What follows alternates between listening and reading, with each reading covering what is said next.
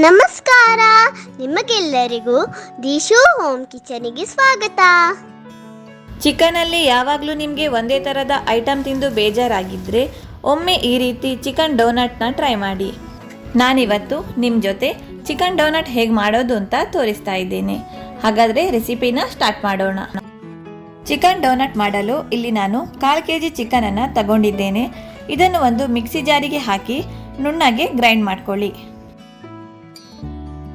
ಈಗ ಇದಕ್ಕೆ 1 ಈರುಳ್ಳಿ, ಅರ್ಧ ಬೇಯಿಸಿರುವ ಆಲೂಗಡ್ಡೆ, ಸ್ವಲ್ಪ ಕೊತ್ತಂಬರಿ ಸೊಪ್ಪು, 3 ಕಾಯಿಮೆಣಸು, 1 spoon pepper powder, 1 spoon chilli flakes, 1 spoon soya sauce, 1 spoon ginger garlic paste, 1 spoon chaat masala, 1/2 tea spoon chilli powder ಇಷ್ಟನ್ನು ಹಾಕಿ ನುಣ್ಣಗೆ ಪೇಸ್ಟ್ ಮಾಡ್ಕೊಳ್ಳಿ. ಇದನ್ನು ಒಂದು ಬೌಲ್ಗೆ ಟ್ರಾನ್ಸ್ಫರ್ ಮಾಡಿಕೊಂಡು 1 ಕಪ್ ಬ್ರೆಡ್ ಕ್ರಮ್ಸನ್ನು ಆ್ಯಡ್ ಮಾಡಿಕೊಂಡು ಚೆನ್ನಾಗಿ ಮಿಕ್ಸ್ ಮಾಡ್ಕೊಳ್ಳಿ.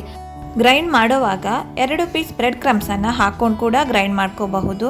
ಆವಾಗ ನಾವು ಬ್ರೆಡ್ ಕ್ರಮ್ಸನ್ನು ಆ್ಯಡ್ ಮಾಡಬೇಕಂತೇನಿಲ್ಲ. ಈ ಮಿಕ್ಸರನ್ನು ಈಗ ಅರ್ಧ ಗಂಟೆಯಾದರೂ ಫ್ರೀಝರಲ್ಲಿ ಇಟ್ಬಿಡಿ.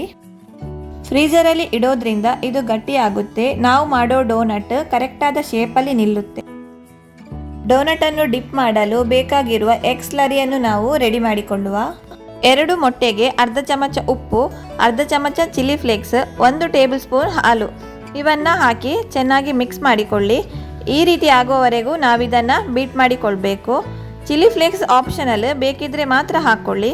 ಬೀಟ್ ಮಾಡಿರುವ ಎಗ್ ಮತ್ತು ಬ್ರೆಡ್ ಕ್ರಮ್ಸನ್ನು ರೆಡಿ ಮಾಡ್ಕೊಂಡು ಇಟ್ಕೊಳ್ಳಿ. ಅರ್ಧ ಗಂಟೆ ಆದ ನಂತರ ಫ್ರೀಝರಿಂದ ಈ ಮಿಕ್ಸರನ್ನು ತೆಗೆದುಬಿಡಿ.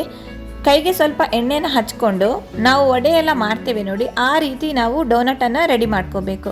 ಉದ್ದಿನ ವಡೆ ಎಲ್ಲ ಮಾಡ್ತೇವೆ ನೋಡಿ, ಆ ರೀತಿ ನಾವು ಉಂಡೆ ಕಟ್ಕೊಂಡು ಈ ರೀತಿ ಕಟ್ಲೆಟ್ ಥರ ಶೇಪ್ ಕೊಟ್ಟು ಫಿಂಗರ್ ಸಹಾಯದಿಂದ ಮಿಡ್ಲಲ್ಲಿ ಹೋಲ್ ಮಾಡ್ಕೊಳ್ಳಿ.